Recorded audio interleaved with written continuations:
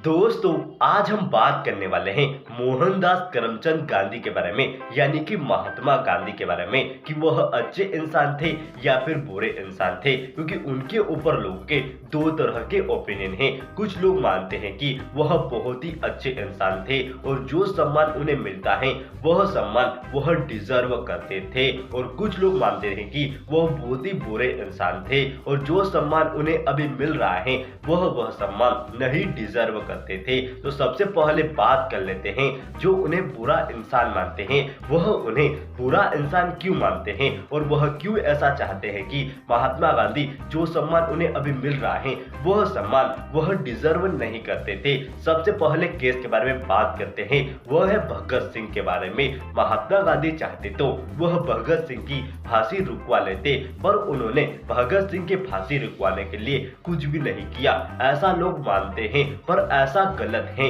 उन्होंने भगत सिंह की फांसी रुकवाने के लिए काम किया था और उन्होंने अंग्रेजों से बात भी की थी, पर वह हिंसा का मार्ग नहीं अपनाना चाहते थे और भारत को अहिंसा के रूप में ही छुड़वाना चाहते थे, मतलब कि आजादी दिलवाना चाहते थे। पर भगत सिंह खुद ही नहीं चाहते थे कि उन्हें माफी मिले, पर वह शहीद की मौत बनना चाहते थे। वह यह भी नहीं चाहते थे कि उन्हें फांसी दी जाए, वह चाहते थे कि वह शहीद की तरह जंग के अंदर गोली से मारे जाए, और वह माफी नहीं चाहते थे।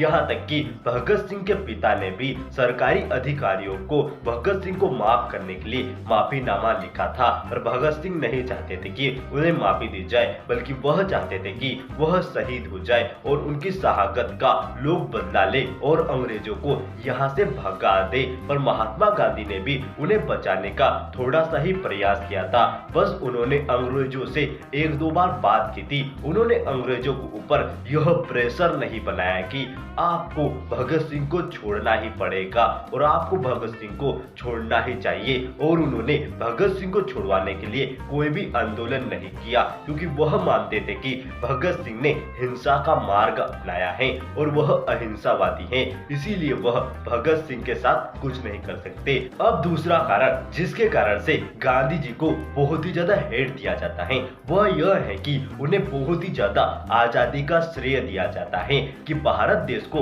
उनके कारण ही आजादी मिली। अगर गांधी जी भारत के अंदर नहीं होते और वह इतने सारे आंदोलन नहीं करते तो भारत को आजादी ही नहीं मिलती। पर ऐसा भी नहीं है, गांधी जी के बिना भी भारत देश को आजादी मिल जाती, पर उन्हें थोड़ा बहुत टाइम लगता आजादी मिलने में गांधी जी के बिना, क्योंकि गांधी जी ने भी बहुत सारे ऐसे आंदोलन किए थे जिसके कारण से उनके बहुत सारे फॉलोअर्स बन गए थे और वह उनको आजादी में साथ दे रहे थे और अंग्रेजों को भारत से भगाने के लिए उनका साथ दे रहे थे।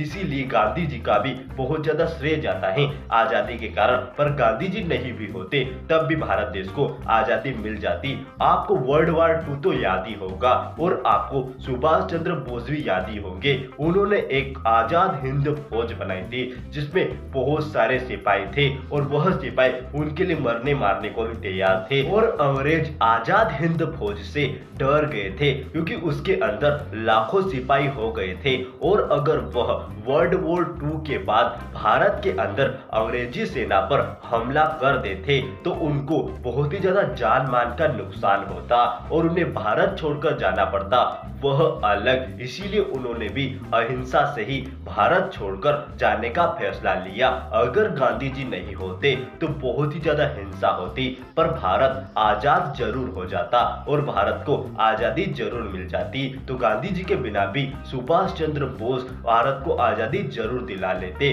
पर गांधी जी को यह श्रेय जाता है भारत की आजादी में कि उन्होंने हिंसा के बिना ही भारत को अहिंसा के रास्ते से आजादी दिला दी। अब तीसरा और सबसे बड़ा कारण यह है जिसके कारण से महात्मा गांधी को बहुत ही ज्यादा हेट दिया जाता है, सो मच हेट दिया जाता है, वह यह है कि भारत और पाकिस्तान का बंटवारा, भारत को 2 हिस्सों में काट देना। और इसका कारण बहुत सारे लोग गांधी जी को ही मानते हैं, पर इसका सबसे बड़ा कारण गांधी जी नहीं थे।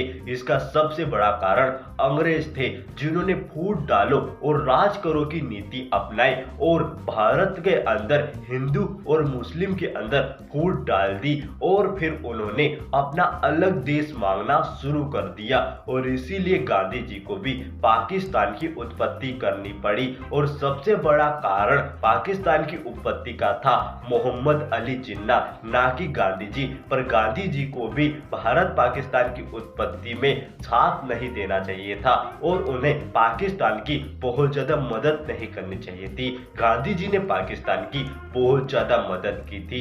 वह चाहते थे कि भारत पाकिस्तान को बहुत ज्यादा रिसोर्सेस भी दे। और 1947 के अंदर भारत और पाकिस्तान के बीच जब दंगे भी हुए थे और भारत के मुसलमान पाकिस्तान बहुत सारे गए थे और बहुत सारे पाकिस्तान के हिंदू, हालांकि सारे ही पाकिस्तान के हिंदू भारत आ गए थे, तब वहां पर महात्मा गांधी ने जितने भी यहाँ पर उन मुस्लिमों के पैसे या फिर गहने रह गए थे और उनकी जमीन जायदाद थी, वह सारे के सारे पैसे पाकिस्तान को भिजवा दिए। पर पाकिस्तान के पास हमारे डबल पैसे थे, पर उन्होंने हमें 1 रुपया भी नहीं दिया। इसी तरह गांधी जी पाकिस्तान पर बहुत ज्यादा मेहरबान थे और इसी कारण से गांधी जी को बहुत ज्यादा हेट भी दिया जाता है। पर वह इतना हेट डिजर्व नहीं करते जितना हेट उन्हें दिया जाता है। और इसी तरह इन्हीं कारण से और भी कई सारे कारणों से नाथूराम गोडसे भी गांधी जी से सहमत नहीं थे।